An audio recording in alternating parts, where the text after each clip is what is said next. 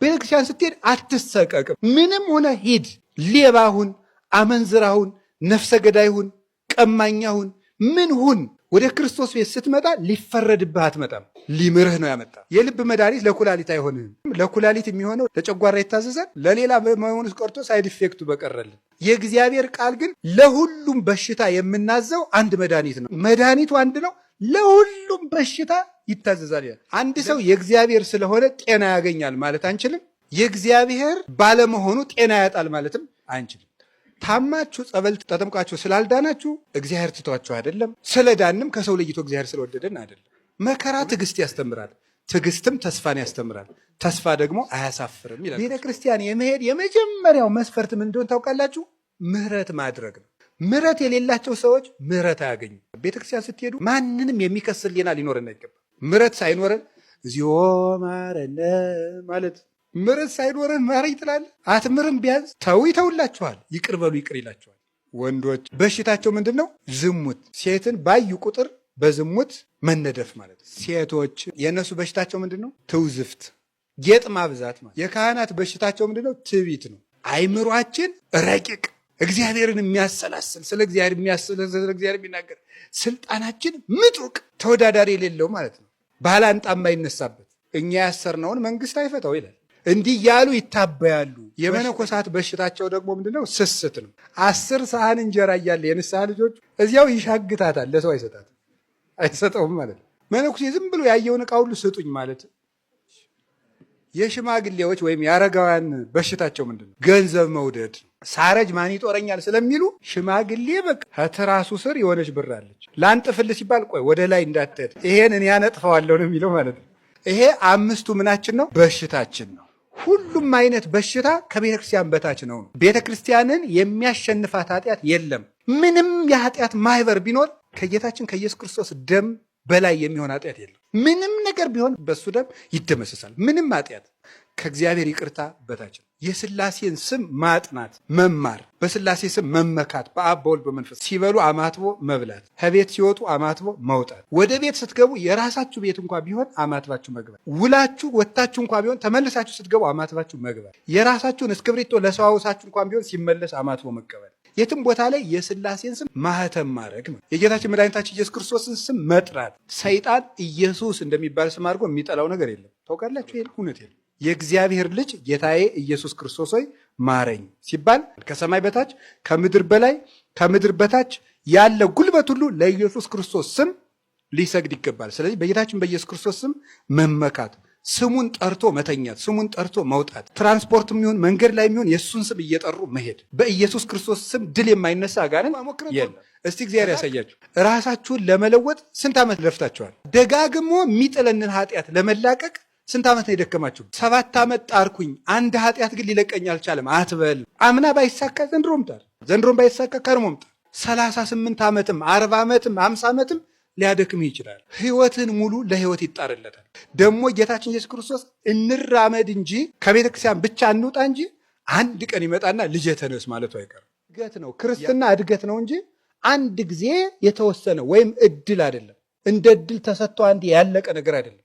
ድኛለሁ አይደል ብለህ የምትኖረው አይደለም። ሁልጊዜ መዳንህን ከክርስቶስ ጋር ይዘህ የምትቀጥለው ነው። ስትወድቅበት የኖርከው ስጋ ወደ ስህተት ሲጥልህ፣ ወደ ዝሙት ሲጥልህ፣ ወደ ሌብነት ሲጥልህ፣ ወደ ውሸት ሲጥልህ፣ ወደ እንቅልፋምነት ሲጥልህ፣ ወደ ሆዳምነት፣ ወደ ዘረኝነት፣ ወደ ስድብ ሲጥልህ የነበረውን ስጋ ተሸከመው። አሁን ግዛውና ወደ ገነት ይዘው ሂድ። ራስህን ግዛ።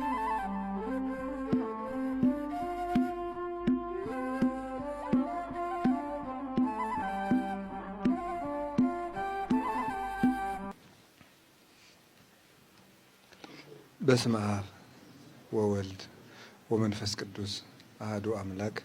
በስመ አብ ወወልድ ወመንፈስ ቅዱስ አሐዱ አምላክ። በስመ አብ ወወልድ ወመንፈስ ቅዱስ አሐዱ አምላክ። ይትባረክ እግዚአብሔር አምላከ አበዊነ ቅዱሳን ዘሰባሃ ምህረቶ ለአይሌነ።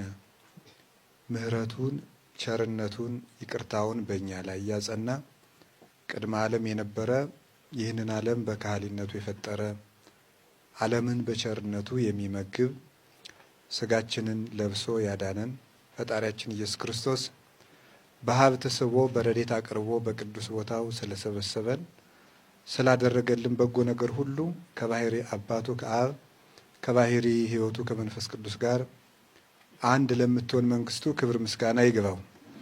የእናታችን የቅድስት ድንግል ማርያም የቅዱሳን መላእክት የቅዱሳን ነቢያት የቅዱሳን ሐዋርያት የቅዱሳን ሰማዕታት ጻድቃን ረድኤታቸው በረከታቸው ይድረሰን። የተከበሩ መምህራችን መምህር አባ ገብረ ሥላሴ የርዕሰ ገዳማት ወአድባራት ጣና ቅዱስ ቂርቆስ የአባቶችና የእናቶች ገዳም አበምኔት፣ የተከበራችሁ አባቶቻችን ካህናት፣ ወንድሞቻችን ዲያቆናት፣ አባቶች፣ እናቶች፣ መናንያንና መናንያት የጌታችን የመድኃኒታችን የኢየሱስ ክርስቶስ የድህነት ቤተሰቦቹ የምትሆኑ ክርስቲያኖች ሁላችሁ አንድ አምላክ በሚሆን በአብ በወልድ በመንፈስ ቅዱስ ስም እንደምን ዋላችሁ? እንደምን ሰነበታችሁ? እንደምን ቆያችሁ? ቸርነት ገንዘቡ የሆነ ፈጣሪያችን በምህረቱ ታግሶ ቀን ጨምሮ ስለሰጠን ክብር ምስጋና ይግባው። በመካከላችን ተገኝቶ እንዲያስተምረን ቅዱስ ፈቃዱ ይሁንልን። ሁላችሁንም እንኳን አደረሳችሁ። በጣም ጠባብ ነው። አሁን ሙቀቱም ከፍ ብሏል፣ ግን ጥሩ ነው። ይሄም ቢሆን ጥሩ ነው። ክርስትና ከጠባብ በረት ተጀምራ ነው አይደል? እንደዚህ ያለ ትልልቅ ቤተክርስቲያን የተሰራላት። ክርስቶስ ግን ሲወለድ ከጠባብ በረት የተወለደባትን ቦታ ቤተልሔም ሂዶ ያየ ሰው ያውቃታል። በቃ እንደዚች ተብላ የምትገባባት አንድ ሰው ብቻ የምታሾልክ ዋሻ ናት። እዛች ነው የተወለደው። ጠባብ በረት ላይ የተወለደችው ክርስትና ነው ለሰፊ ሀገር ለመንግስተ ሰማያት ያበቃች ማለት ነው። እና በጠባብ በረት ተወልዶ ጌታችን ኢየሱስ ክርስቶስ በእሱ ስም ሰፊ ሰፊ አብያተ ክርስቲያናት እንዲታነጹ አደረገ ማለት ነው። እና እኛም እዚች መሰብሰባችን ጥሩ ነው። ነገ ሰፊ ነገር ለመስራት ያስችለናል። ከጠባብ ማህፀን ውስጥ የነበረ አንድ ትንሽ ልጅ አይደለ ኋላ ሀገር ሁሉ ገዥ የሚሆነው ልጅ መጀመሪያ ከእናቱ ጠባብ ማህፀን ውስጥ የነበረ ልጅ ነው። ሁሉም ነገር ከታች ነው የሚጀመረው። ጌታም በጥቂቱ ታምናሃልና በብዙ እሾምሃለሁ ያለው ለዚህ ነው። በጠባቡ ቤት ከተማርንበት ሰፊ ቤት ለመስራት ያበቃናል። እግዚአብሔር ደግሞ ይችን ሙቀት ከታገስን ደግሞ ከገሃነም ሙቀት ያድነናል ማለት ነው። እና ይሄንን ሁሉ አስባችሁ ደስ ብሏችሁ እንድትማሩ ነው ለማለት ፈልጌ ነው። ዛሬ የአብይ ጾም አራተኛው ሳምንት ላይ አራተኛው ሰንበት ላይ ነው የምንገኘው። ሙሉ አብይ ጾምን ተከታታይ ትምህርት እየተማርን ነው። ዛሬ አራተኛው ክፍል ሶስተኛው ክፍል ላይ ነው ያለነው። የመጀመሪያውን እሁድና ሁለተኛውን እሁድ በአንድ አድርገን ስለተማር ነው ሶስተኛ ክፍለ ትምህርት ላይ ነው ያለነው።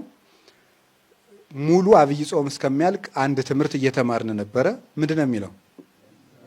የአብይ ጾም